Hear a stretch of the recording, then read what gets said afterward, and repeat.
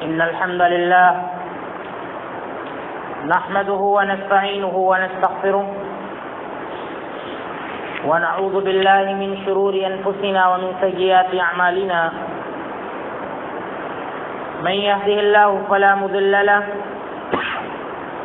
ومن يضلل فلا هادي له وأشهد أن لا إله إلا الله وحده لا شريك له وأشهد أن محمدا عبده ورسوله أما بعد فإن خير الحديث كتاب الله وخير الهدي هدي محمد صلى الله عليه وسلم وشر الأمور محدثاتها وكل محدثة بدعة وكل بدعة ضلالة وكل ضلالة في النار. أعوذ بالله من الشيطان الرجيم. بسم الله الرحمن الرحيم. ألهاكم التكاثر حتى زرتم المقابر. وعن عبد الله بن الشخير رضي الله عنه أنه قال أتيت النبي صلى الله عليه وسلم وهو يقرأ ألهاكم التكاثر حتى زرتم المقابر قال يقول ابن آدم مالي مالي وهل لك يا ابن آدم من مالك إلا ما أكلت فأفنيت أو لبست فأبليت أو تصدقت فأمضيت. رواہ مسلم.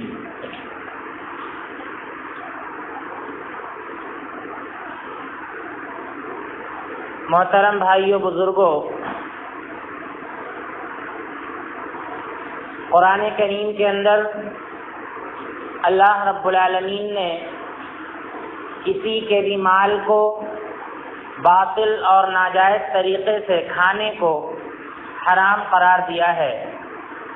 اللہ رب العالمین فرماتا ہے وَلَا تَأْكُلُوا أَمْوَالَكُمْ بَيْنَكُمْ بِالْبَاطِلِ وَتُدْلُوا بِهَا إِلَى الْحُكَّامِ لِتَأْكُلُوا فَرِيقًا مِّنْ أَمْوَالِ النَّاسِ بِالْإِثْمِ وَأَنْتُمْ تَعْلَمُونَ،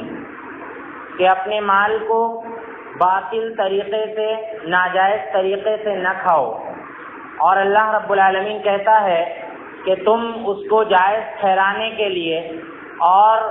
مال میں جھگڑنے کے لیے تم فیصلوں کو حاکموں کے پاس لے جاتے ہو، ججوں کے پاس لے جاتے ہو. لِتَأْكُلُوا فَرِيقًا مِّنْ أَمْوَالِ النَّاسِ بِالْإِثْمِ، تاکہ لوگوں کے مال کا ایک بڑا حصہ تم گناہ کے ذریعے سے کھا لو، یعنی ناجائز طریقے سے کھا لو. وَأَنْتُمْ تَعْلَمُونَ، حالانکہ تم جانتے ہو کہ مال کھانے کا جو یہ طریقہ ہے یہ ناجائز ہے اور حرام ہے. تو اس آیت میں اللہ رب العالمین نے کسی کے بھی مال کو ناجائز طریقے سے کھانے کو حرام اور ناجائز قرار دیا ہے. اور قرآن کریم کے دیگر مقامات پر اللہ رب العالمین نے مال کمانے کا حکم دیا ہے، اپنے فضل کو تلاش کرنے کا حکم دیا ہے. اور اللہ رب العالمین نے فرمایا کہ احل اللہ البیع وحرم الربا، کہ اللہ تعالیٰ نے خرید و فروخت کو حلال کر دیا ہے، یعنی ہم تجارت کر کے کھائیں، ہم بزنس کر کے کھائیں، اللہ رب العالمین نے اس کو ہمارے لیے حلال کر دیا ہے. اور آگے اللہ نے فرمایا کہ وحرم الربا، اور اللہ رب العالمین نے سود کو حرام قرار دیا ہے. سود جو ایک ناجائز طریقہ ہے مال کمانے کا، مال کو کھانے کا، اللہ رب العالمین نے اس کو حرام قرار دیا ہے. بلکہ سود کے بارے میں اللہ رب العالمین نے یہاں تک فرمایا کہ اے مسلمانوں، اگر تم سود سے باز نہیں آتے ہو، انٹرسٹ سے اپنے ہاتھ کو روکتے نہیں ہو، تو اللہ رب العالمین فرماتا ہے کہ فَأْذَنُوا بِحَرْبٍ مِّنَ اللَّهِ وَرَسُولِهِ، تو تم اللہ اور اس کے رسول سے جنگ کا اعلان کر دو. یعنی سود کھانے والا اللہ اور اس کے رسول سے جنگ کر رہا ہے. تو یہ اتنی قباحت ہے سود کے اندر. اور اسی طرح سے اللہ رب العالمین نے اور بھی ناجائز طریقے کو حرام قرار دیا ہے. بہرحال مال کمانے کا، مال کھانے کا جو بھی ناجائز طریقہ ہے ہماری شریعت نے اس کو حرام قرار دیا ہے. زمانے جاہلیت میں کئی ایک انداز میں لوگ آپس کے مال کو خریدتے تھے، فروخت کرتے تھے، لیتے تھے، دیتے تھے، ہماری شریعت نے ان سارے طریقوں کو ناجائز اور حرام قرار دیا ہے، کیونکہ اس میں کسی کے بھی مال کو ہم ناجائز طریقے سے، باطل طریقے سے کھاتے ہیں۔ آپ دیکھیے گزشتہ زمانے میں بہت سی خرید و فروخت عام تھی۔ مثال کے طور پر ایک خرید و فروخت تھی بیع الحصات اس کو بولتے تھے، یعنی سامان کے اوپر گٹی پھینکی جاتی تھی اور وہ گٹی، وہ کنکر جہاں بھی جا کر گرتا تھا اس کے بارے میں یہ کہا جاتا تھا کہ اتنا مال یہ ہمارا ہو گیا۔ ہماری شریعت نے بیع الحصات کو ناجائز قرار دیا۔ اسی طرح سے ضربۃ الغائص ایک بے ہوتی تھی، ضربۃ الغائص یعنی اس میں غوطہ خور ہوتے تھے، وہ سمندر کے اندر سے جا کر کچھ نکالتے تھے، پانی کے اندر سے جا کر نکالتے تھے، اور وہ ایک انجان شے ہوتی تھی، انجان چیز ہوتی تھی۔ ہماری شریعت نے اس کو بھی ناجائز قرار دیا ہے کہ اس کے اندر بھی دھوکہ دہی سے کام لیا جاتا ہے، انسان فریب کا شکار ہو جاتا ہے، اسی لیے ہماری شریعت نے اس کو ناجائز قرار دیا ہے۔ پچھلے زمانے میں ایک خرید و فروخت عام تھی کہ اونٹنی کے اندر کا جو بچہ ہوتا تھا اس سے جو بچہ پیدا ہوگا اس کی بے ہوتی تھی کہ اونٹنی جو بچہ دے گی اس سے جو بچہ پیدا ہوگا اس کو خریدنے بیچنے کا رواج تھا۔ ہماری شریعت نے بیع حبل حبلہ اس کو بولتے ہیں، اس کو بھی ناجائز اور حرام قرار دیا ہے، کیونکہ اس میں بھی جو ہے دھوکہ ہو سکتا ہے۔ تو اس طرح کی جتنی بھی خرید و فروخت تھی اور جن سے بھی کسی کے مال کو ہم ناجائز طریقے سے کھا سکتے تھے، باطل طریقے سے کھا سکتے تھے، ہماری شریعت نے ایسے تمام طریقوں کو ناجائز اور حرام قرار دیا ہے۔ وہیں اللہ کے رسول صلی اللہ علیہ وسلم نے اپنے ہاتھ کی کمائی کو جائز قرار دیا ہے، اپنے ہاتھ کی کمائی کو جائز قرار دیا ہے۔ خود اللہ کے نبی صلی اللہ علیہ وسلم اپنی زندگی کے بارے میں فرماتے ہیں کہ نبوت سے پہلے جب میں چھوٹا بچہ تھا تو میں خود اپنے ہاتھ کی کمائی کھاتا تھا، میں دوسروں کی بکریاں چراتا تھا اور اس سے چند درہم دینار ہم کو ملتے تھے تو میں وہ لا کر اپنے چچا ابو طالب کو دے دیا کرتا تھا، کیونکہ وہ کثیر العیال تھے، ان کے پاس بہت بال بچے تھے اور میری پرورش بھی میرے چچا ابو طالب کیا کرتے تھے، اس لیے میں لا کر سارا مال ابو طالب کو دے دیا کرتا تھا۔ تو اللہ کے نبی صلی اللہ علیہ وسلم کی نبوت سے پہلے کی زندگی آپ دیکھ لیجئے تو آپ صلی اللہ علیہ وسلم اپنے ہاتھ سے کما کر اپنے ہاتھ سے کھانا پسند کرتے تھے، اور اللہ کے نبی صلی اللہ علیہ وسلم نے ایک حدیث کے اندر حوالہ دیا حضرت داؤد علیہ السلام کا کہ انسان کی سب سے بہتر کمائی یہ ہے کہ انسان اپنے ہاتھ سے کما کر کھائے۔ اللہ کے نبی صلی اللہ علیہ وسلم نے فرمایا کہ وَإِنَّ نَبِيَّ اللَّهِ داؤد علیہ السلام یأکل من عمل یدیہ، کہ اللہ کے اتنے بڑے پیغمبر، اللہ کے اتنے بڑے نبی حضرت داؤد علیہ السلام بھی اپنے ہاتھ کی کمائی کھایا کرتے تھے۔ ایک حدیث میں اللہ کے نبی صلی اللہ علیہ وسلم نے فرمایا، آپ صلی اللہ علیہ وسلم سے پوچھا گیا کہ اے نبی صلی اللہ علیہ وسلم ای الکسب اطیب، کون سا رزق سب سے زیادہ پاکیزہ ہے، کون سی کمائی سب سے زیادہ بہتر ہے؟ اللہ کے نبی صلی اللہ علیہ وسلم نے فرمایا کہ عمل الرجل بیدہ وکل بیع مبرور، عمل الرجل بیدہ وکل بیع مبرور، انسان اپنے ہاتھ سے کما کر کھائے یہ کمائی سب سے زیادہ بہتر ہے۔ اور آگے اللہ کے نبی صلی اللہ علیہ وسلم نے فرمایا کہ وکل بیع مبرور، ہر وہ خرید و فروخت جس کے اندر نیکی شامل ہو، جھوٹ نہ بولا جائے، فریب نہ کیا جائے، عیبوں کو چھپایا نہ جائے، بلکہ نیکی شامل ہو، اللہ کے نبی صلی اللہ علیہ وسلم نے فرمایا کہ ایسی تجارت میں، ایسے بزنس میں اللہ رب العالمین برکت عطا فرماتا ہے۔ تو انسان کا انحصار اپنی کمائی پر ہونا چاہیے، انسان کے اندر خودداری ہونی چاہیے، بے نیازی ہونی چاہیے۔ اللہ کے نبی صلی اللہ علیہ وسلم نے ایک حدیث کے اندر فرمایا کہ لیس الغنى عن کثرت العرض ولکن الغنى غنى النفس،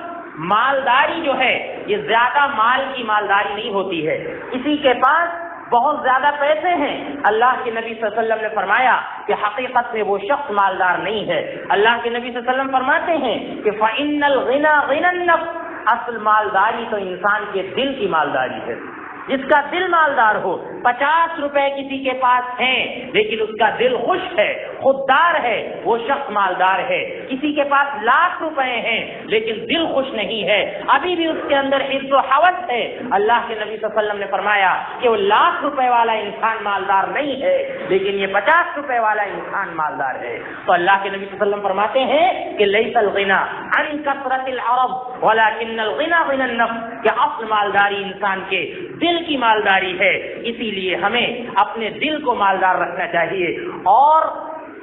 ہمارے سوا جس کے پاس بھی جو مال ہے اس سے ہمیں اپنے آپ کو بے نیاز سمجھنا چاہیے۔ آپ دیکھیے عوف بن مالک اشجعی رضی اللہ عنہ کہتے ہیں کہ ایک مرتبہ ہم اللہ کے نبی صلی اللہ علیہ وسلم کے پاس بیٹھے ہوئے تھے، ہماری تعداد 9 تھی یا 8 کی تھی یا 7 کی تھی، صحیح سے علم نہیں ہے، تو عوف بن مالک فرماتے ہیں کہ اللہ کے نبی صلی اللہ علیہ وسلم نے ہم سے کہا کہ الا تبایعون رسول اللہ، کیا تم اللہ کے رسول صلی اللہ علیہ وسلم سے بیعت نہیں کرو گے؟ تو عوف بن مالک اشجعی کہتے ہیں کہ کچھ ہی دن گزرے تھے، ہم اللہ کے نبی صلی اللہ علیہ وسلم سے بیعت کر چکے تھے، تو ان لوگوں نے کہا کہ کننا بایعنا کا یا رسول اللہ، اے نبی صلی اللہ علیہ وسلم ہم آپ سے بیعت کر چکے ہیں، اور بیعت کا ذکر آتا رہتا ہے، آپ لوگ جانتے ہوں گے۔ بیعت یہ ہوتی تھی کہ آپ صلی اللہ علیہ وسلم کے ہاتھ پر صحابہ کرام ہاتھ رکھتے تھے، بیعت ہاتھ رکھتے تھے، اور آپ صلی اللہ علیہ وسلم ان سے یہ عہد و پیمان لیتے تھے کہ اللہ کے ساتھ کسی کو شریک نہیں ٹھہراؤ گے، بتاؤ میری یہ بات مانتے ہو یا نہیں مانتے ہو؟ میرے ہاتھ پر ہاتھ رکھ کر صحابہ کرام کہتے تھے کہ ہاں اے اللہ کے نبی صلی اللہ علیہ وسلم ہم اللہ کے ساتھ کسی کو شریک نہیں ٹھہرائیں گے، بتاؤ زنا تو نہیں کرو گے؟ ہم زنا نہیں کریں گے۔ چوری تو نہیں کرو گے؟ ہم چوری نہیں کریں گے۔ تو اس طرح سے نبی صلی اللہ علیہ وسلم کے ہاتھ پر ہاتھ رکھ کر صحابہ کرام بیعت لیا کرتے تھے۔ تو عوف بن مالک اشجعی رضی اللہ عنہ کہتے ہیں کہ ہم سے اللہ کے نبی صلی اللہ علیہ وسلم بیعت لے چکے تھے ان ساری باتوں کی۔ اس کے بعد پھر آپ صلی اللہ علیہ وسلم نے جب کہا کہ الا تبایعون رسول اللہ، کیا تم اللہ کے رسول سے بیعت نہیں لوگے؟ تو انہوں نے کہا کہ اے نبی صلی اللہ علیہ وسلم بیعت لے چکے ہیں ہم۔ 3-4 مرتبہ آپ صلی اللہ علیہ وسلم نے یہی بات کہی۔ اس کے بعد عوف بن مالک اشجعی کہتے ہیں کہ اللہ کے نبی صلی اللہ علیہ وسلم نے ہم سے بیعت لی اور ساری باتوں کی بیعت لی کہ اللہ کے ساتھ کسی کو شریک نہیں ٹھہراؤ گے۔ سب سے پہلی بات یہ تھی، اس کے علاوہ اور بھی باتیں تھیں، اور اس کے بعد عوف بن مالک اشجعی رضی اللہ عنہ کہتے ہیں کہ وَأَسَرَّ كَلِمَةً خَفِيَّةً، ایک بات اللہ کے نبی صلی اللہ علیہ وسلم نے بیعت میں بہت چپکے سے کہی۔ وہ کون سی بات تھی؟ اللہ کے نبی صلی اللہ علیہ وسلم نے فرمایا کہ تم مجھ سے اس بات کی بھی بیعت لو کہ وَلَا تَسْأَلُ النَّاسَ شَيْئًا، وَلَا تَسْأَلُ النَّاسَ شَيْئًا، کہ لوگوں سے تم کوئی چیز مانگو گے نہیں، لوگوں سے تم کسی چیز کا سوال نہیں کرو گے، یعنی جو کچھ تمہارے پاس ہوگا تم اپنے اندر اتنی خودداری پیدا کرو، اتنی خودداری پیدا کرو کہ دوسرے کے مال پر تمہاری نظر نہ ہو، اور ناجائز نظر تو بالکل نہ ہو، اور یوں بھی تم میں سے ہر ایک کے اندر اتنی خودداری ہو کہ دوسرے کے مال کو دیکھ کر کبھی تمہارے اندر لالچ نہ پیدا ہو، ناجائز لالچ تمہارے اندر نہ پیدا ہو۔ تو اس بات کی بھی ہم سے بیعت لو کہ وَلَا تَسْأَلُ النَّاسَ شَيْئًا، کہ تم کسی سے کوئی چیز مانگو گے نہیں۔ صحابہ کرام کہتے ہیں، عوف بن مالک کہتے ہیں کہ ہم نے اس بات پر بیعت لے لی کہ اے نبی صلی اللہ علیہ وسلم ہم کسی سے کوئی چیز مانگیں گے نہیں۔ عوف بن مالک کہتے ہیں کہ ہم میں سے جو 8, 9 یا 7 لوگ بیٹھے ہوئے تھے ان کی حالت یہ ہو گئی تھی کہ اگر کوئی اپنے گھوڑے کو ہانکتا تھا، اس کا کوڑا یا اس کا چابک اگر زمین پر گر جاتا تھا تو وہ کسی سے کہتا نہیں تھا کہ میرا چابک میرا کوڑا اٹھا دو، بلکہ وہ گھوڑے سے خود اترتا تھا اور اپنا چابک اپنا کوڑا لے کر پھر وہ گھوڑے پر چڑھتا تھا۔ اتنی خودداری ہم میں سے بعض لوگوں کے اندر آ گئی تھی کہ وَإِن سَقَطَ صَوْتُكَ، اگر تیرا کوڑا بھی گر جائے تو کسی سے سوال نہ کر۔ ایک دوسری حدیث میں اللہ کے نبی نے فرمایا تو ہم میں سے صحابہ کرام کے اندر اتنی زیادہ خودداری آ گئی تھی کہ ہم کسی سے کوئی چیز مانگنا یہ پسند نہیں کرتے تھے۔ ہاں دوسرے کی ذمہ داری ہے کہ لوگوں کا خوب تعاون کرے، خوب مدد کرے، خوب خدمت کرے، اچھی بات ہے، لیکن ہر انسان کی یہ سوچ ہونی چاہیے کہ ہم کسی کے محتاج نہ رہیں، اور اسی بات کی انسان کو دعا بھی کرنا چاہیے کہ اللہ رب العالمین ہم کو کبھی کسی کا محتاج نہ بنائے۔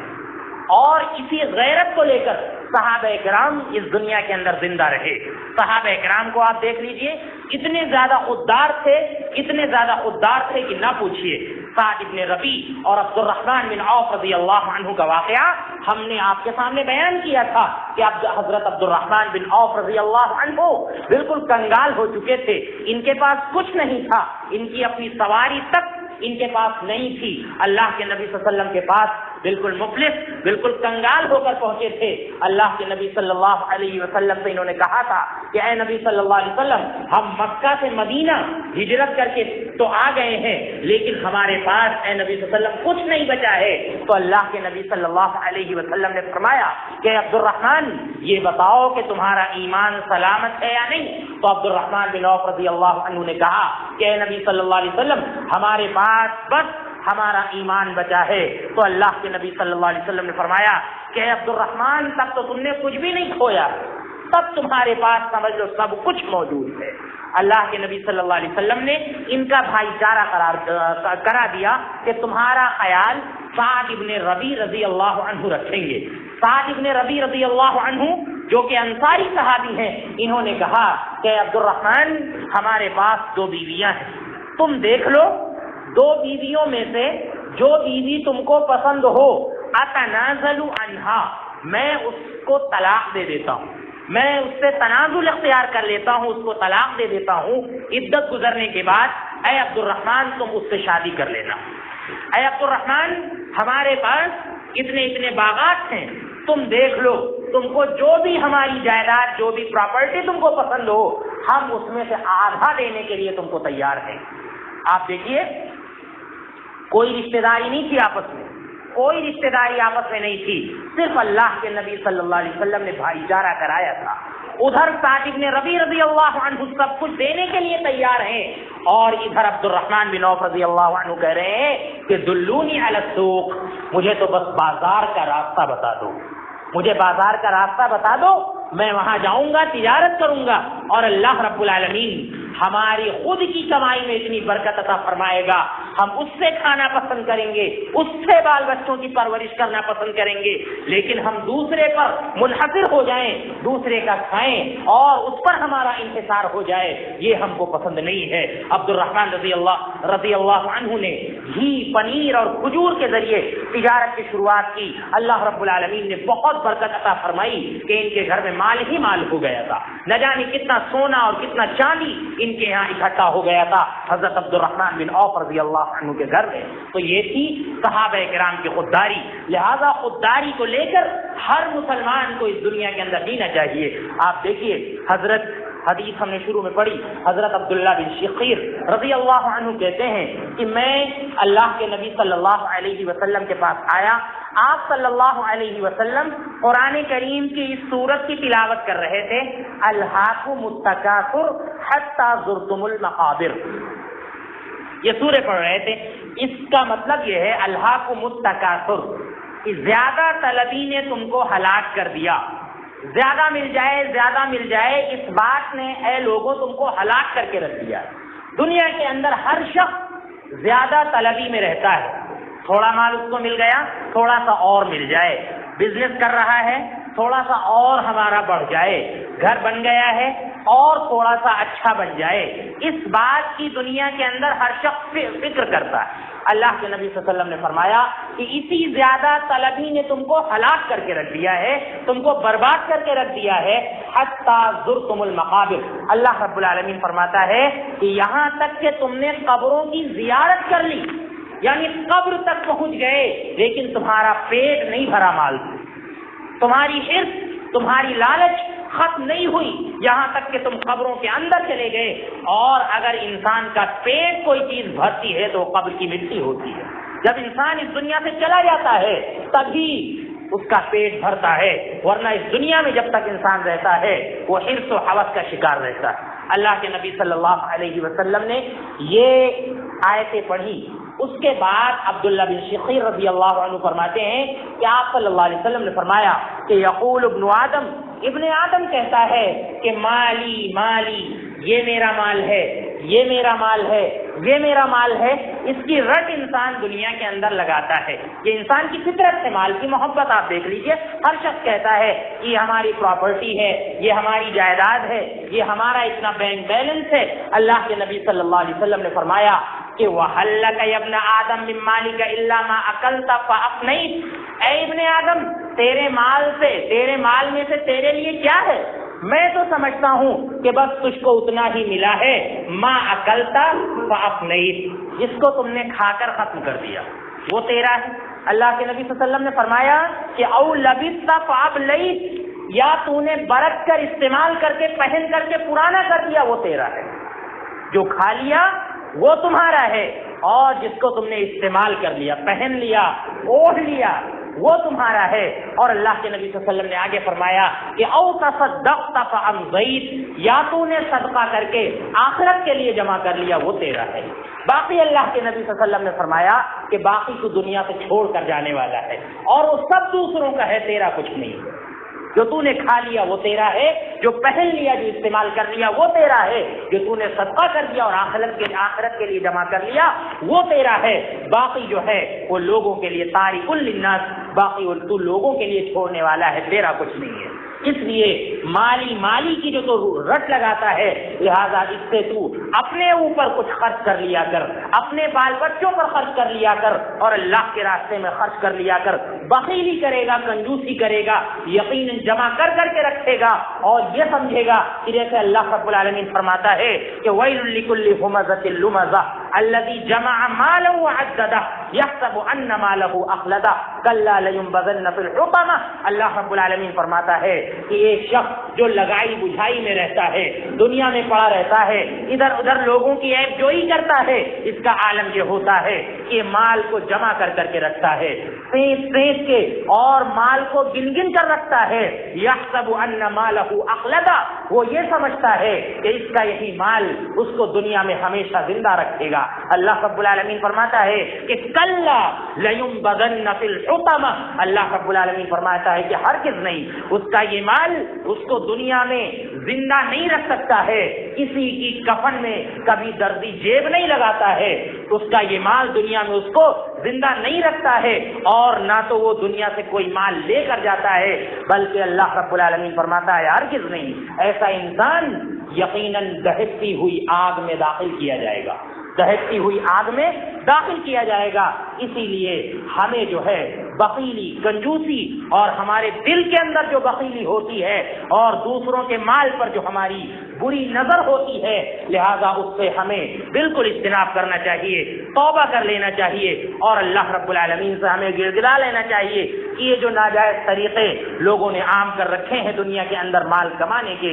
لہذا اس سے ہر شخص کو توبہ کرنا چاہیے۔ یہ سارے ناجائز طریقے انسان کو جہنم میں ڈھکیل کے رکھ دیں گے۔ اللہ رب العالمین فرماتا ہے یا ایھا الذین آمنوا لا تأکلوا اموالکم بینکم بالباطل الا ان تکون تجارۃ عن تراض منکم، کہ اے ایمان والو، تم میں کا جو آپس کا مال ہے اس کو ناجائز طریقے سے، اس کو باطل طریقے سے نہ کھاؤ، الا ان تکون تجارۃ عن تراض منکم، مگر یہ کہ تم آپس میں رضامندی سے کوئی تجارت کر لو، آپس میں خرید و فروخت کر لو، رضامندی سے جو معاملہ ہو۔ اللہ کے نبی اللہ رب العالمین فرماتا ہے کہ وہ تو تمہارے لیے حلال ہے، لیکن اگر رضامندی نہیں ہے، اللہ رب العالمین فرماتا ہے کہ وہ طریقہ حرام کا طریقہ ہے، وہ طریقہ جہنم میں لے جانے والا ہے۔ آپ دیکھیے اللہ کے نبی صلی اللہ علیہ وسلم نے فرمایا کہ من اخذ شبرا من الارض ظلما فانه يطوقه يوم القيامه من 7 ارضین، کہ اس دنیا کے اندر اگر کوئی شخص کسی کی ایک بالشت زمین ناجائز طریقے سے ہڑپتا ہے، ایک بالشت زمین اگر ناجائز طریقے سے لیتا ہے، اللہ رب العالمین آخرت میں اس کو 7 زمینوں کا طوق پہنائے گا، 7 زمینوں کا ہار اللہ رب العالمین اس کو پہنا دے گا۔ اتنا بڑا بوجھ اللہ رب العالمین اس کے اوپر ڈال دے گا جو ناجائز طریقے سے کسی کی زمین ہڑپتا ہے۔ تو آپ دیکھ لیجئے کتنا بڑا گناہ ہے۔ آج اسی میں جو ہے مسلمان آپس میں اسی میں پریشان ہیں، نہ جانے کتنے فرضی مقدمات چل رہے ہیں۔ اسی کو اللہ رب العالمین نے بیان فرمایا ہے کہ وَتُدْلُوا بِهَا إِلَى الْحُكَّامِ، تم اپنے مالوں کو حکام کے پاس لے جاتے ہو، ججوں کے پاس لے جاتے ہو، وہ مال تمہارا نہیں ہوتا ہے، لیکن فرضی تم مقدمات کرتے ہو اور دوسرے کا مال ہڑپ کرنے کی کوشش کرتے ہو۔ اللہ کے نبی صلی اللہ علیہ وسلم نے ایک حدیث میں فرمایا کہ تم میں سے دو لوگ ہمارے پاس فیصلے لے کر آتے ہیں، فیصلہ لے کر آتے ہیں اور میں فیصلہ کر دیتا ہوں۔ تم میں سے ہو سکتا ہے کہ ایک انسان اپنے مدعا کو زیادہ اچھے انداز میں ہمارے سامنے رکھ دے، زیادہ چرب زبان ہو اور زیادہ بات کر کے ہو سکتا ہے کہ وہ کسی کا مال لے لے۔ اللہ کے نبی صلی اللہ علیہ وسلم فرماتے ہیں اگر ہم نے اس کی بات کو سن کر اور اس کے حق میں فیصلہ کر دیا اور وہ جان رہا ہے کہ یہ جو مال ہم کو ملا ہے یہ ناجائز ملا ہے، اللہ کے نبی صلی اللہ علیہ وسلم نے فرمایا کہ جان لو میں اس کو اس کا حصہ نہیں دے رہا ہوں، بلکہ میں اس کو جہنم کا ایک ٹکڑا دے رہا ہوں، جہنم کا ایک ٹکڑا دے رہا ہوں۔ اب وہ اس کو اختیار ہے، چاہے تو اس کو لے کر اپنی پیٹ بھر لے جہنم کی آگ سے، اور چاہے تو صحیح فیصلہ کر کے اس کو لوٹا دے۔ اللہ کے نبی صلی اللہ علیہ وسلم فرمایا لہذا یہ جو ہے یہ ناجائز طریقہ ہے، کسی کا بھی مال ظلمن ہڑپنا یہ بالکل ناجائز طریقہ ہے۔ اسی طرح سے گزشتہ خطبہ جمعہ میں ہم نے ذکر کیا تھا آخر میں کہ یہ جو شادی بیاہ کے موقع پر جو مال لیا جاتا ہے ان میں سے بعض شکلیں، ان کی کئی ایک شکلیں ہیں لیکن بعض شکلیں ایسی ہیں کہ جو بالکل ناجائز ہیں، ان کو فوراً مسلمانوں کو ترک کر دینا چاہیے۔ یہ دو شکلیں ہیں جو ہم نے نکالی ہیں، دونوں شکلیں بالکل ناجائز ہیں، مسلمانوں کو ان کو ترک کر دینا چاہیے۔ پہلی شکل، اور یہ دونوں شکلیں لالچ، حرص اور ہوس کی وجہ سے وجود میں آتی ہیں۔ پہلی شکل یہ ہے کہ انسان رشتہ دیکھنے جائے، رشتہ طے ہو جائے اور اس کے بعد یہ کہے کہ جب تم ہم کو اتنا اتنا مال دو گے، فلاں فلاں گاڑی دو گے یا اتنا اتنا پیسہ دو گے تب ہم تمہاری لڑکی سے شادی کریں گے۔ بعض جگہ یہ بالکل رواج بنا ہوا ہے، لہذا یہ بالکل ناجائز طریقہ ہے اور باطل طریقہ ہے مال کو کمانے کا اور مال کو کھانے کا۔ لہذا اس طریقے کو مسلمانوں کو بالکل نکال دینا چاہیے۔ جن کے پاس بھی نوجوان بچے ہیں وہ اس انداز سے مال کا مطالبہ کریں لڑکی والوں سے، یہ بالکل غلط ہے۔ اور بعض علاقوں میں یہ بالکل رواج بنا ہوا ہے، وہ شکایتیں لے کر آتے ہیں کہ ہماری بیٹیاں اس وقت تک گھروں سے رخصت نہیں ہو سکتی جب تک کہ ہم موٹی رقم لڑکوں والوں کو نہیں دیتے ہیں۔ یہ رواج بنا ہوا ہے، لہذا لڑکے والوں کو ایسے مطالبات بالکل ختم کر دینے چاہیے۔ یہ پہلی شکل تھی جو بالکل غلط ہے اور حرص اور لالچ میں یہ شکل وجود میں آتی ہے۔ دوسری شکل یہ ہے جو اس سے بھی زیادہ خطرناک ہے، وہ یہ کہ شادی ہونے کے بعد، شادی ہو گئی ہے، لڑکی گھر میں آ گئی ہے اور اس کے بعد اس کو ٹارچر کیا جائے، اس سے کہا جائے کہ تو جا اپنے گھر سے اتنا اتنا مال لے کر آ، اور اگر تو نہیں لے کر آتی ہے تو ہم تجھ کو اپنے گھر میں نہیں رکھیں گے۔ لہذا یہ مال کمانے کا اور مال کھانے کا بہت ہی بڑا ناجائز طریقہ ہے، باطل طریقہ ہے، لہذا اس طریقے کو بھی ختم کر دینا چاہیے۔ تو یہ دو شکلیں جو جہیز کی ہیں اور مال لینے کی ہیں شادی بیاہ کے موقع پر، یہ بہت ہی غلط ہیں، ان کو ختم کرنا چاہیے۔ اس کے علاوہ بہرحال جہیز کسی بھی شکل میں ہو وہ درست نہیں ہو سکتا۔ یہاں لڑکی کا باپ کہتا ہے، جب اس سے منع کیا جاتا ہے تو وہ یہ کہتا ہے کہ ہم اپنی خوشی سے دے رہے ہیں، ہم اپنی خوشی سے دے رہے ہیں، ہم اپنی بیٹی کو یوں ہی رخصت نہیں کرنا چاہتے ہیں۔ بہرحال یہ طریقہ بھی غلط ہے، اس کو ختم کرنا چاہیے تاکہ معاشرے سے یہ رواج ختم ہو اور لوگ جو ہے آسانی کے ساتھ اپنی بیٹیوں کو رخصت کر سکیں۔ ایک انسان جہیز دیتا ہے، دوسرا کہتا ہے کہ وہ اتنا دے چکا ہے لہذا اس سے کم اگر ہم دیتے ہیں تو ہماری بے عزتی ہے۔ یا اگر کسی کی کئی ایک بیٹیاں ہیں، ایک بیٹی کو اس نے گاڑی دے دی ہے، زمانہ ترقی کر گیا اور وہ کہتا ہے کہ پہلے ہیرو ہونڈا چلتی تھی اور اب جو ہے اب پلسر چل رہی ہے اور بلٹ وغیرہ لوگ جہیز میں دے رہے ہیں، لہذا وہ بیٹی ناراض ہو گئی کہ ہمارے شوہر کو تو انہوں نے فلاں گاڑی دی تھی اور ان کو جو ہے اتنی مہنگی گاڑی دے رہے ہیں۔ بہت سی خرابیاں جو ہے معاشرے میں اس کے وجہ سے وجود میں آتی ہیں۔ یہ بہت اچھی بات ہے کہ جو باپ ہیں وہ اس انداز سے بھی رک جائیں اور وراثت ہم نے یہ نہیں کہا کہ مال کو دیکھ کر بالکل شادی کرنا ناجائز، مال دیکھیں آپ، لیکن ہماری شریعت نے جو کہا ہے وہ یہ کہ اس کی وراثت کو دیکھیں کہ بیٹی جب رخصت ہو کر آئے گی اور اس کا باپ جب دنیا سے جائے گا اور جب اس کا مال بٹے گا باپ کا تو بیٹی کو کتنا ملے گا، کتنا مال بیٹی کے حصے میں آئے گا۔ آپ دیکھیے وراثت کا ہمارے یہاں تصور ہی نہیں ہے، بالکل ختم ہوتا جا رہا ہے۔ بیٹے بانٹ لیتے ہیں، بہنوں سے کوئی مطلب نہیں ہوتا ہے، بیٹیوں سے کوئی مطلب نہیں ہوتا ہے، اس کو ختم کر دیا ہے اور لاکھوں کا جہیز ہم شادی کے وقت دے کر اس کو رخصت کر دیتے ہیں۔ لہذا یہ غلط طریقہ ہے، وراثت میں بیٹیوں کو بہنوں کو حصہ دیں اور جہیز کا جو رواج ہے اس کو ختم کریں، اور ان میں سے جو دو شکلیں ہیں، ایک یہ کہ شادی کے وقت مطالبہ کیا جائے کہ اتنا اتنا مال ہم کو چاہیے، یا شادی کے بعد بیٹی کے گھر آنے کے بعد، بہو کے گھر آنے کے بعد اس سے یہ کہا جائے کہ اپنے گھر سے مال لے کر آؤ، تو یقیناً یہ وہی ناجائز اور باطل طریقہ ہے۔ اس کا حکم اللہ رب العالمین نے قرآن کریم کے اندر دیا ہے کہ اس انداز سے باطل طریقے سے آپس میں لوگوں کا مال نہ کھاؤ۔ لہذا اللہ کے نبی صلی اللہ علیہ وسلم نے دعائیں سکھائی ہیں کہ اگر کسی کے اوپر قرض ہو گیا ہے یا اسی طرح سے کوئی جو ہے دوسرے کے مال سے بے نیاز ہونا چاہتا ہے، اس پر بری نظر ڈالنے سے بچنا چاہتا ہے، اللہ کے رسول صلی اللہ علیہ وسلم نے دعا سکھائی ہے کہ اللہم اکفنی فی حلالک عن حرامک واغننی بفضلک عمن سواک۔ اے اللہ تو اپنے حلال مال سے میرے لیے کافی ہو جا، جو تو نے حلال مال دیا ہے اے اللہ اسی کو ہمارے لیے کافی بنا دے، اور حرام مال سے اے اللہ کو ہم کو بچا دے۔ وَأَغْنِنِي بِفَضْلِكَ عَمَّنْ سِوَاكَ، اے اللہ تو اپنے فضل سے ہر کسی سے ہم کو بے نیاز کر دے، ہم تیرے سوا کسی کے محتاج نہ بنے، اے اللہ تو ہم کو ایسا بنا دے۔ اللہ کے نبی صلی اللہ علیہ وسلم نے ہم کو یہ دعا سکھلائی ہے، اور قرآن کریم کے اندر بھی اللہ رب العالمین نے فرمایا کہ وَمَن يُوقَ شُحَّ نَفْسِهِ فَأُولَٰئِكَ هُمُ الْمُفْلِحُونَ، جو انسان نفس کی بخالت سے بچا لیا گیا یہی انسان کامیاب ہے۔ لہذا ہم کو اس دنیا کے اندر ایثار کے ساتھ جینا چاہیے، ہمدردی کے ساتھ جینا چاہیے، دنیاوی معاملات میں مال و دولت میں ایک دوسرے کو ترجیح دینی چاہیے۔ ان تمام معاملات میں جب ہم ترجیح دیں گے تبھی آپس میں ایثار پیدا ہوگا اور آپس میں ہمدردی پیدا ہوگی، ایک دوسرے کے دکھ درد میں ہم شریک ہو سکتے ہیں۔ ورنہ اگر ہم میں سے ہر شخص کے اندر لالچ آ گئی، حرص اور ہوس آ گئی تو یقیناً ہم چل نہیں سکتے ہیں، اور یہ دنیا کا جو نظام ہے یہ تباہ و برباد ہو جائے گا۔ آپ کو بخاری کا وہ واقعہ یاد ہونا چاہیے کہ دو لوگ یہ فیصلہ لے کر آئے کہ دونوں نے آپس میں زمین بیچی تھی، تو جب زمین جس نے خریدی تھی وہ زمین کو جوت رہا تھا تو اس کے اندر جو ہے کچھ سامان نکل آیا، بیچارہ وہ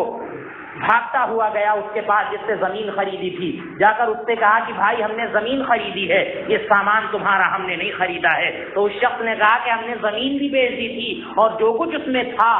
وہ بھی ہم نے تم کو دے دیا تھا۔ اس نے کہا کہ نہیں، ہم نے تم سے زمین لی تھی، یہ سامان ہم نے تم سے نہیں لیا تھا، اس کو تم لے لو۔ معاملہ قاضی کے پاس گیا،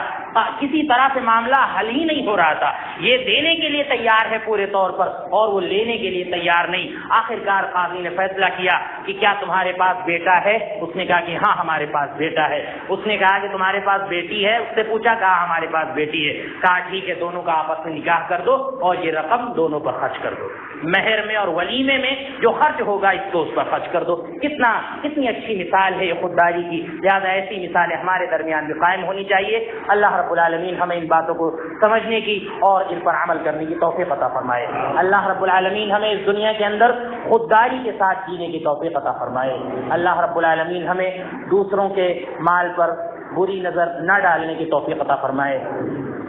اے اللہ جب تک ہمیں اس دنیا میں رکھ، ایمان کی حالت میں رکھ، جب ہمارا خاتمہ ہو ایمان کی حالت میں ہو۔ اے اللہ ہم میں جو بیمار ہیں انہیں شفائے کاملہ عاجلہ عطا فرما۔ اے اللہ جو اس دنیا سے جا چکے ہیں ان کی